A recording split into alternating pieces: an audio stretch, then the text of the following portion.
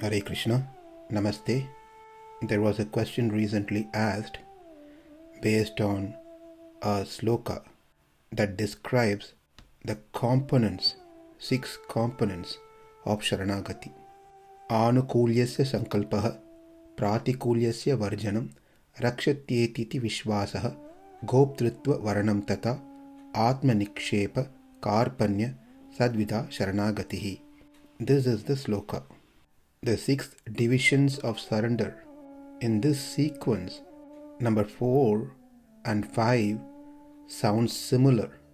Goptrtva varanam, atmanikshepam. Their meaning sounds similar. Are they the same or do they differ? If they differ, then the atmanikshepa has to come first, then the other one. Unless one fully surrender, one cannot accept Krishna as everything. So that's a question.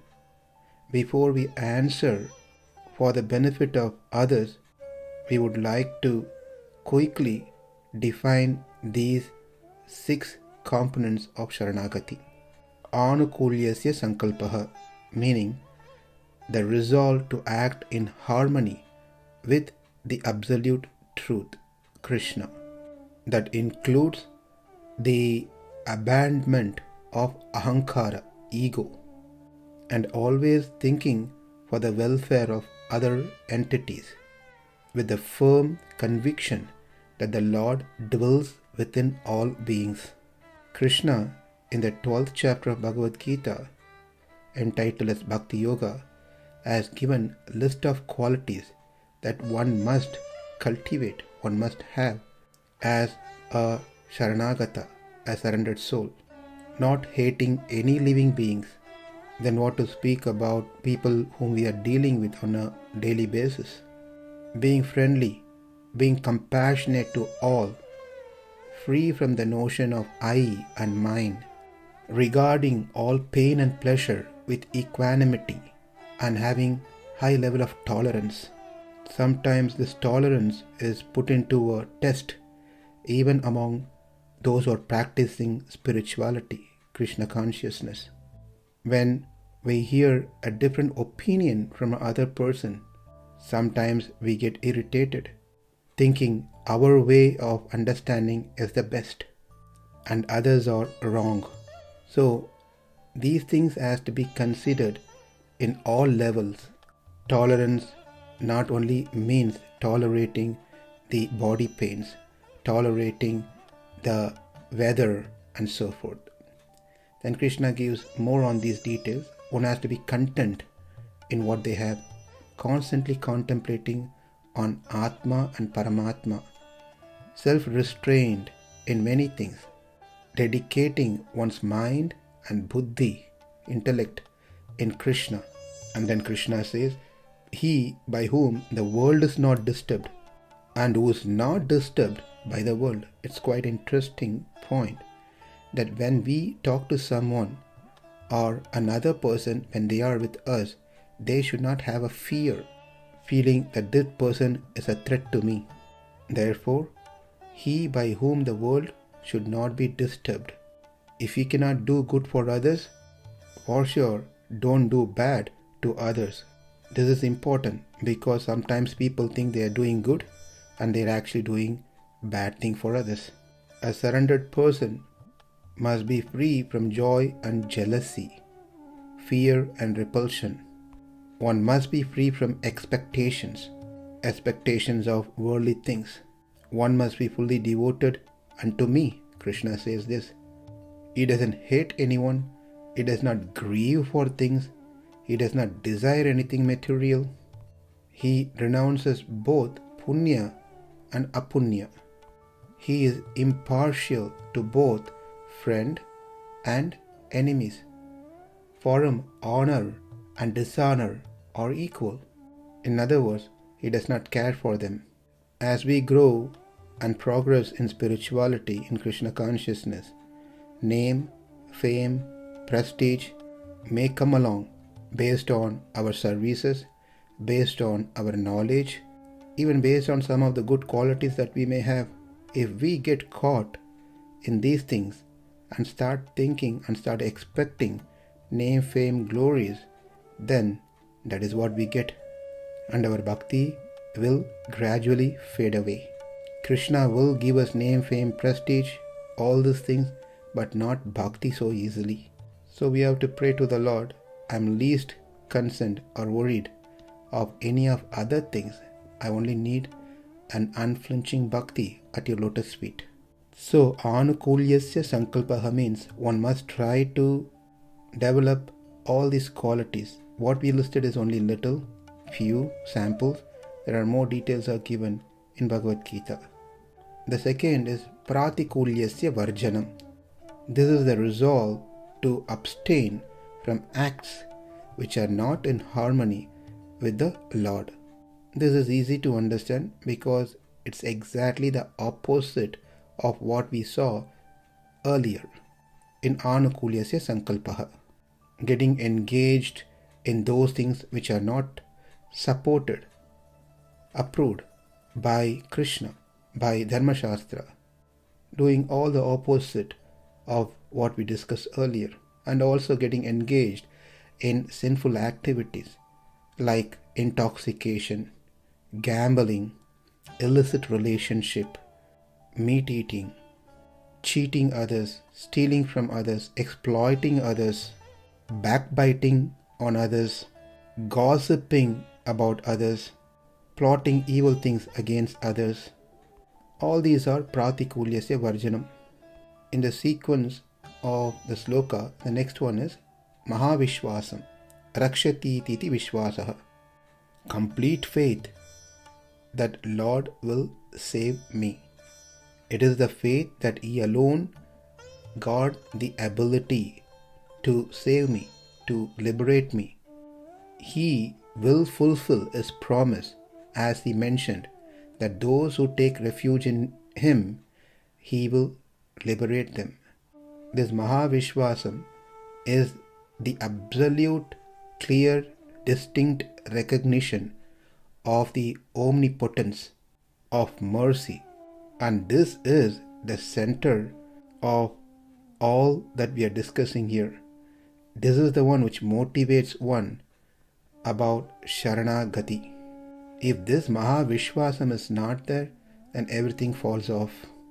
Next is goptrtva varanam, the sincere request by the surrendered or surrendering soul for the grace and protection of the Lord, abandoning all other self-initiated means to attain the Lord. And fifth one is atmanikshepa, the governing factor of taking shelter, refuge, is the offering of oneself to the Lord with the conviction that the opportunity of self-surrendering, dedicating oneself, is also the result of divine grace. It is not out of my own effort. This is very important. Otherwise, we may think, I am the one who surrendered, therefore I got Lord's mercy. Rather, one should know, even me surrendering itself a sign of grace of the Lord. The point is, at any given point, I do not think it's me who did it. At the same time, it is not to say that we should not do anything. We should do, but at the same time understand what we are doing is simply because of the grace of the Lord. The best way to understand this is by what Bharata exhibited in Ramayana. When Lord Rama returned to Ayodhya, Bharata says, Avikshatham bhavan kosham koshtagaram puram bhalam bhavatat tejasa sarvam kritam dashagunam maya.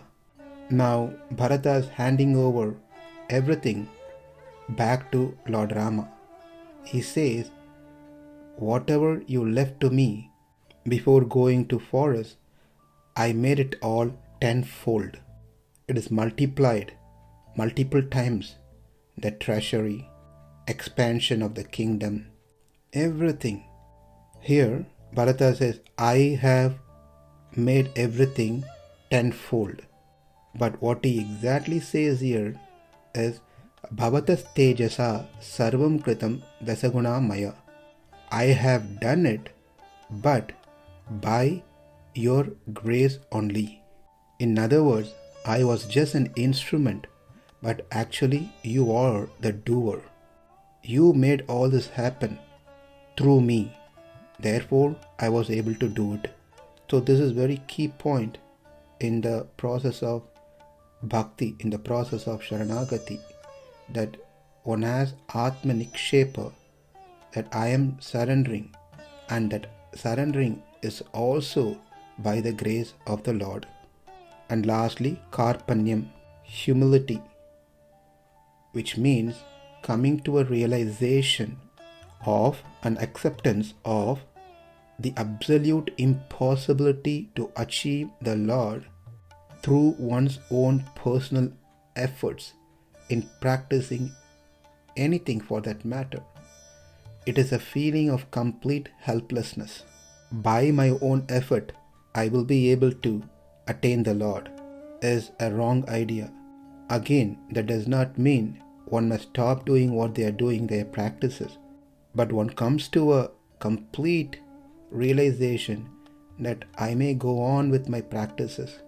It may take a life after life after life after life, because the material nature is very strong. Our vasanas are too strong. We take one step towards Krishna consciousness, towards bhakti, we fall 2 steps backward. In this range, when are we going to attain that perfect stage? So feeling oneself karpanyam, humble, that all this while I was thinking I am very learned, I am doing a lot of services, I am practicing a lot. With all these things, I am sure I will attain that highest stage of bhakti. Again, please understand, remember the previous incident that was narrated with the example of Bharata. Not to say one should not practice, not to say one should not study, but one should not be convinced that their effort is what going to get Lord's mercy. We need to know Lord's mercy is costless, it's not based on any cost. That doesn't mean that we should stop doing things, but not to have an idea that I am now eligible, I am qualified. It is only costless mercy of the Lord that makes us qualified. This is karpanyam. This is very internal. Not to think the external thing as karpanyam, which is also important. It comes naturally when one develops internal humility, the way it has been explained now. Not just simply falling at everyone's feet or talking softly or telling oneself a fallen soul makes one to be humble. Those are external. Internally, feeling oneself not capable of doing anything to attain the Lord. The absolute impossibility to get freed from this cycle of repeated birth and death. And this is what Krishna also says in Bhagavad Gita. He says, for you, by yourself, by your own skills and strength and whatever you have, it's not possible to overcome this energy of mine called Maya. But you can overcome simply and easily by surrendering unto me. Daivihi esha gunamayi mama maya dhuratyaya mamevai prapatyante. The term prapatyante is important. Mayam etam tarantite. This divine energy of mine, consisting of the 3 modes of material nature, is difficult to overcome. But those who have surrendered unto me can easily cross beyond it. So these are the description or meaning of these 6 components of Sharanagati. Anukulyasya sankalpaha, pratikulyasya varjanam, rakshasyetiti vishwasaha, goptrtva varanam tata, atmanikshepa, karpanya sadvida sharanagatihi. With this, now let's address the question. The question is, number 4 and number 5 that's mentioned in the sloka, look similar. Can you please elaborate the difference? My understanding is that unless you fully surrender, one cannot accept Krishna as your master. Goptrtva, varanam and atmanikshepa are not one and the same. They are different. Goptrtva varanam is the acceptance of the Lord as one's guardian or master. It is a mood of prayer. It's a sincere request for those who are surrendered for the grace of the Lord and the protection of the Lord. You are my only master. You are my only guardian. It's only you who can protect me. I will not try to protect myself by any other means. This is a sincere request in a mood of prayer unto the Lord. The second one, atmanikshepa, surrendering oneself, meaning coming to a point that this atma does not belong to me. It belongs to you. Atma is not independent. It is dependent. And this life is given to us as a chance to come to a realization that what we have been thinking all this while to be mine is actually not mine. It belongs to the Lord. This Atma is not mine. It is Krishna's. Therefore, Atma Samarpanam, Atmanikshepa is an important factor. And now, this Atmanikshepa has three subcomponents. They are Phala Samarpanam, Bhara Samarpanam, Swarupa Samarpanam. Phala Samarpanam is I am surrendering not to attain any fruits of my act. Rejecting the concept of surrendering to the Lord is a means to attain my goal, a goal of attaining heavenly realms or some material benefits. The Jivatma who is surrendering, Sharanagata, realizes their complete dependency on the Lord and recognize that the whole purpose of wanting to attain the Lord is not for one's own pleasure. That is not the phalam that they want to attain, but for the pleasure of the Lord alone. In this way, they give up all forms of egoism and also all forms of spiritual self-gratification. One should understand that one is nothing to oneself, owns nothing, and does nothing independently of the Lord. One should renounce the ideas of agency, proprietorship, and self-interest. They are kartrtva, mamata, swartha. Kartrtvatyaha, mamathatyaha, phalatyaha. All these components comes into this one sub-components of Sharanagati, which is Atmanikshepa, known as Phala Samarpanam. Second is Bhara Samarpanam, renunciation of the sense of personal responsibility in the act of attaining the Lord. That is, attaining the Lord is no more my responsibility. It is His responsibility to reclaim me. Just because I desire, just because of my will, I will not be simply able to attain the Lord. Therefore, giving up the mentality of saving oneself. By giving up, we are giving up the biggest responsibility, the big load on our shoulder of saving ourselves. It is the responsibility of the Lord. Who confirms this? Lord Ramachandra confirms in Ramayana. When Vibhishana came to surrender unto the Lord, at that point, Rama says, Sakrit eva prapannaya tavasmi iti che yachate abhayam sarva bhutebhyo dadami yetat vratam mama.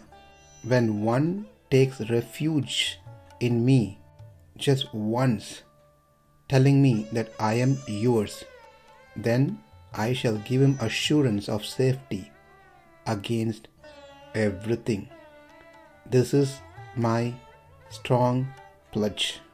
Once we surrender to the Lord takes over the responsibility of our life to make sure we go back to Him. That is Bhara Samarpana. The last, Swarupa Samarpanam. And this exactly goes with atmanikshepa, the handing back of the soul, which is actually the property of the Lord. It's the act of self-surrender, the actual surrender of oneself to Krishna with the mindfulness of one's true nature. Our true nature is to be the servant of the Lord, not to be the servant of the Maya. Our true nature is to serve the Lord, not to serve Maya. Therefore, this is called Swarupa Samarpanam. So, there is a big difference between goptrtva varanam and atmanikshepam. Goptrtva varanam is a sincere request by a bhakta, by a surrendered soul, for the grace and protection of the Lord. That's a prayer. Whereas atmanikshepa is taking refuge in the Lord by surrendering oneself unto the Lord. For one to surrender unto the Lord, one must know who He is. He is the Master. He is the guardian. He is the Father. He is the Mother. He is everything for me. Therefore, He is the only one who can take care of me, no one else. Unless we have that understanding, unless we offer such a prayer unto the Lord, one will not be able to come to the point of atmanikshepa, surrendering one's self. Therefore, there is a difference between these two, and there's a sequence also there. First, anukulyasya sankalpaha. Second, pratikulyasya varjanam. Third, karpanyam. Fourth, mahavishwasam. Fifth, goptrtva varanam. And sixth, atmanikshepa. The sloka may not have this sequence, but one has to derive the sequence by using arthakrama. We need to change the shabdakramam. Shabdakramam has the sequence that we just saw, but with the proper artha meaning, we have to resequence what is there in the sloka, and this is allowed. For example, in Bhagavad Gita, in the 6th chapter, Krishna says, Sucho deshe pratistabhya stiram asanam atmanaha natyuchitam natinicham chailajina kushottaram. To practice yoga, here Krishna says one should go to a secluded place and should cover the seating place with a deer skin and a soft cloth and kusha grass. Well, if someone sits to do yoga on top of a kusha grass, which will keep poking, not sure how the yoga will be. But this is the sequence that Krishna has given in Bhagavad Gita. This is Shabdakramam, but it has to be rearranged as per the Arthakramam. Therefore, first one has to find a kusha grass, on top of it a deer skin, and on top of it a soft cloth. This is how one can sit and do dhyana. It is not possible, or it not be effective, if we apply the sequence that Krishna has given. Therefore, one must use the arthakrama and change the shabdakrama. And this is an allowed practice when we come across such slokas. Likewise, in this sloka also, we have to sequence it out in such a way that one resolve to act in harmony with the Lord. Anukulyasya sankalpaha. Interestingly, it doesn't even say first give up things. Rather, the sloka says first adapt certain good things. And the second point is pratikulyasya varjanam. When we start adapting the good practices, the bad things will naturally go away. That is pratikulyasya varjanam, is the resolve to abstain from acts which are not in harmony with the Lord. Number 3, karpanya. Humility means coming to a realization and acceptance that the absolute impossibility to achieve the Lord from the repeated cycle of birth and death by one's own personal efforts, by practicing any means for that matter. It is a feeling of complete helplessness. Fourth, Mahavishwasa, complete faith that the Lord is the Savior and He will save. He is the only one who can save me because He has promised. This is where one comes to a complete realization or recognition of Lord's mercy. Number 5, goptrtva varanam, the sincere request for the Lord's grace and protection. And lastly, atmanikshepa, taking refuge at the lotus feet of the Lord by surrendering one's self. That is, this atma which I've been thinking all the while to be mine is not mine. It belongs to the Lord. Which means whatever happens in our life, it is by the grace of the Lord, because we have surrendered ourselves to the Lord. Now it's Lord who does what He wants to with me, and based on this, one designs one's life accordingly. Hope this answers the question to some extent. That goptrtva varanam tata atmanikshepa are two different components and a sequence of how one should perceive the 6 components of Sharanagati. And it is also important to mention before we conclude that for one who is completely surrendered, we can find all these 6 at the same time. Therefore, for practitioner, it may be sequential, going from 1 to 2, 2 to 3, 3 to 4, 4 to 5, 5 to 6. But a Sharanagata may exhibit all these components at any given point. In that sense, if we see, it is not sequential, it is event based. As things happens in our life, what we exhibit, how we react to the situation. Therefore, there could be an overlap between these components. Thank you. Hare Krishna.